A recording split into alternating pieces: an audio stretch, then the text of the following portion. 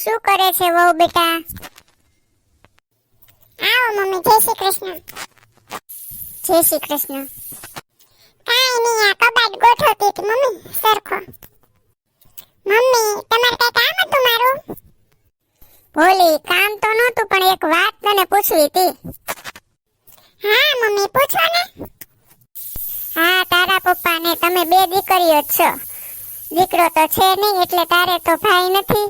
તો તારા પપ્પાની 50 વીઘા જમીન છે એ કોને આપશે તારા પપ્પા? મમ્મી, એ જમીન છે ને મારા નાની બેન અને એમના ઘરવાળા, એટલે એ મારા પપ્પાને સાથે રહેવાના છે ઘર જમાઈ તરીકે, અને મારા પપ્પાનું ધ્યાન રાખશે. એટલે મારા પપ્પા છે ને એ જમીન એને આપશે. વહુ, એવું ના ચાલે હો. જમીનના બે સરખા ભાગ પડવા જોઈએ અને અડધી જમીન તને મળવી જોઈએ. મમ્મી, મારા પપ્પાએ પહેલેથી નક્કી કર્યું હતું કે જે જમાઈ ઘર જમાઈ રહેશે ને એને જમીન આપવાની.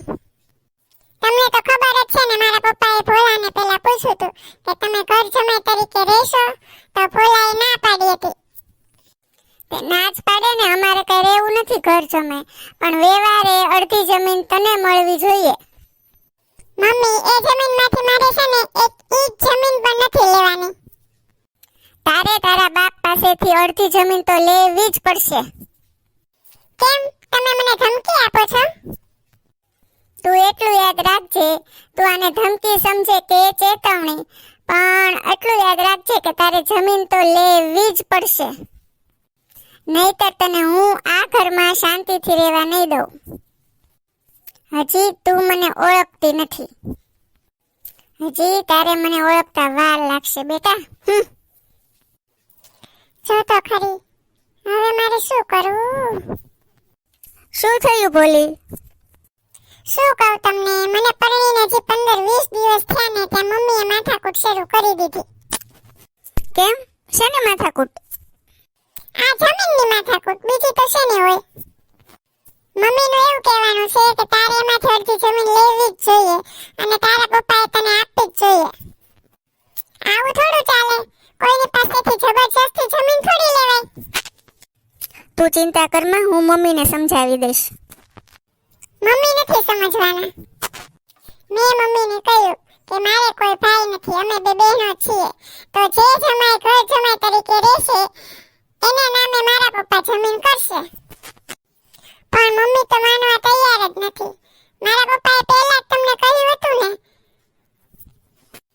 કે તમે ઘર જમાઈ બનીને રહેશો, તો તમે ના પાડી હતી. અને હવે મમ્મી જીદ કરે છે કે તારી જમીનમાંથી અડધો ભાગ તો લેવો જ પડશે. સાચું કહું ને, મમ્મી આવડા મોટા થયા પણ કાંઈ સમજતા જ નથી. ના સમજે એમ ના ચાલે ને ભોલા, તમે સમજાવો મમ્મીને. તું ચિંતા ના કર, હું છે ને સમજાવી દઈશ મમ્મીને. હજી આપણા લગ્નના થોડા દિવસ જ થયા છે ત્યાં તો મમ્મીએ શરૂ કરી દીધી મહાભારત. આવું થોડું ચાલે? અરે બાબા, મેં કહ્યું ને હું સમજાવી દઈશ, તું ચિંતા ના કર. હા, સારું. મમ્મી, કાલે તમે શું માથાકૂટ કરતા હતા ભોલી સાથે? હું કોઈ માથાકૂટ નહોતી કરતી ભોલી સાથે, હું તો વ્યવહારિક વાત કરતી હતી. આ ભોલીના પપ્પા પાસે 50 વીઘા જમીન છે, તો વ્યવહારિક છે કે અડધો ભાગ ભોલીને મળવો જોઈએ. મમ્મી, એ લોકોએ પહેલેથી જ નક્કી કરી રાખ્યું છે કે જે જમાઈ ઘર જમાઈ રહેશે એમને જમીન મળશે. મારા સસરાએ પહેલા જ મને પૂછ્યું હતું ઘર જમાઈ રહેવા માટે, પણ મેં તો ના પાડી દીધી.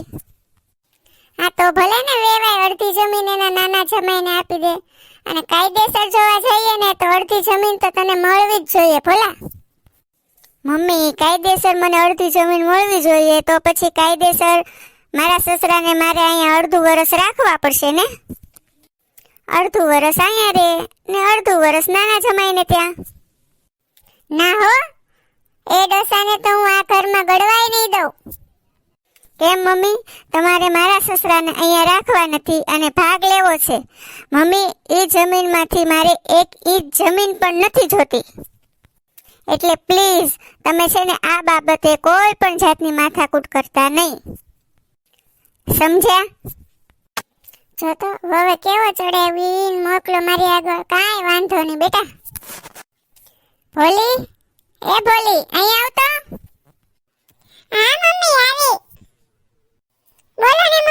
છે?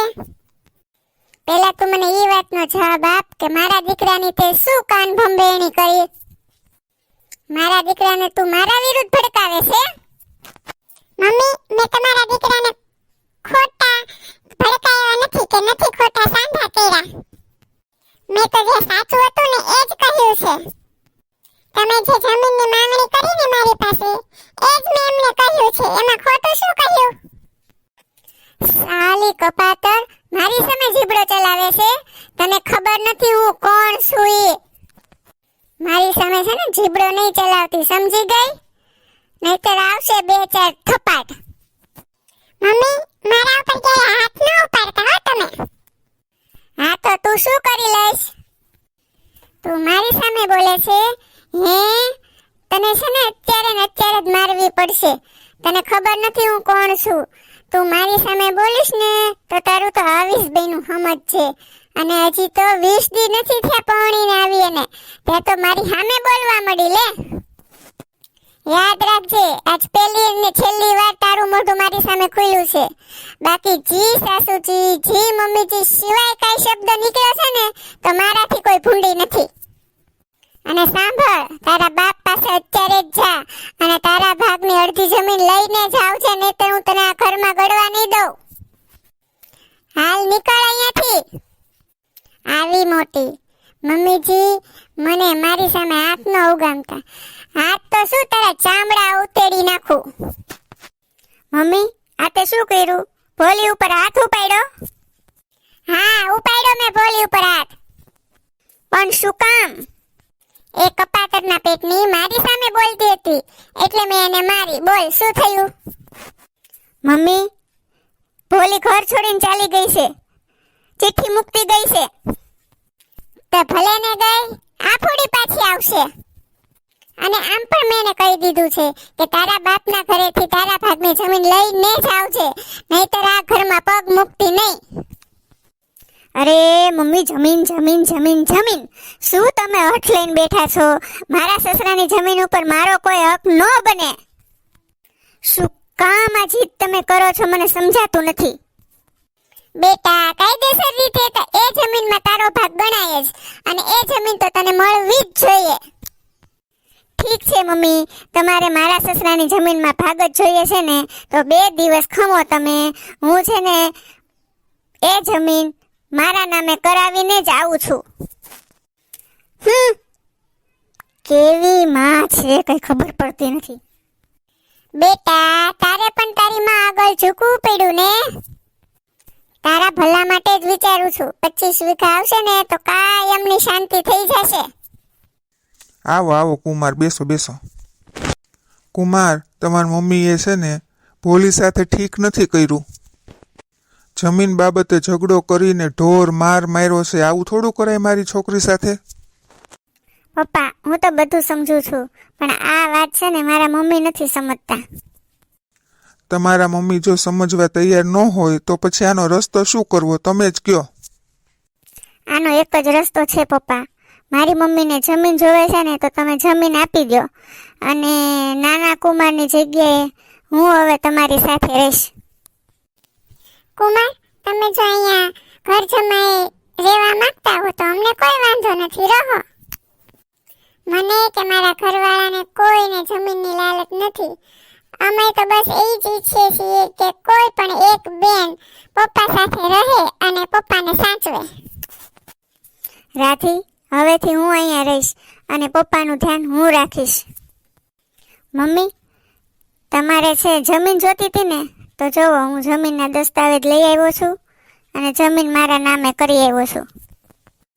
આ જમીન મારા નામે થશે મમ્મી, એટલે મારે છે ને મારા સસરાની સાથે રહેવા જવું પડશે, અને તમારે છે ને અહીંયા એકલા રહેવું પડશે. ચાલ ભોલી, આપણે આપણો સામાન પેક કરી લઈએ. હે ભગવાન, મારો દીકરો મને મૂકીને વયો જશે એના સસરાને ઘરે રહેવા, મને એકલી મૂકીને? નહીં નહીં, હું એને નહીં જવા દઉં, નહીં જવા દઉં. શું વિચારો છો મમ્મી? નહીં બેટા, તારે આ ઘર છોડીને નથી જવાનું. મારે નથી જોતી જમીન. બેટા, એક જમીનના ટુકડા કરતા તારી કિંમત વધારે છે ભોલા. એ મને આજે સમજાયું. મારા માટે તો તું જ મારી સાચી દોલત છે બેટા. જમીનના બદલામાં હું મારા દીકરાને નથી ખોવા માંગતી. નહીં બેટા, મને એકલી મૂકીને નહીં જા. અને ભોલી વહુ, જમીનની અટ કરીને મેં તમારી ઉપર હાથ ઉપાડ્યો, તમને જેમ તેમ બોલી, પણ તમે નહીં જાઓ બેટા. હું માફી માંગુ છું. તમે નહીં જાતા બાપા, મને અહીંયા રહ્યો તમે. મમ્મી તમે આવું ના બોલો, તમે તમારી માં સમાન છો, તમે માફી ના માંગો. તમે છે ને ઢીલા ના પડો મમ્મી, હું ને ભોલો તમને છોડીને ક્યાંય નહીં જઈએ. આપણે બધા અહીં જ રહીશું આ ઘરમાં. આજે બેટા મને સમજાણું સાચી દોલત શું છે. મારી સાચી દોલત તો તમે બે છો. મને માફ કરી દો બેટા, મને માફ કરી દો બાપા. મિત્રો, અમારા વિડીયોને લાઈક, શેર અને સબસ્ક્રાઇબ જરૂર કરી દેજો, કમેન્ટ પણ કરજો.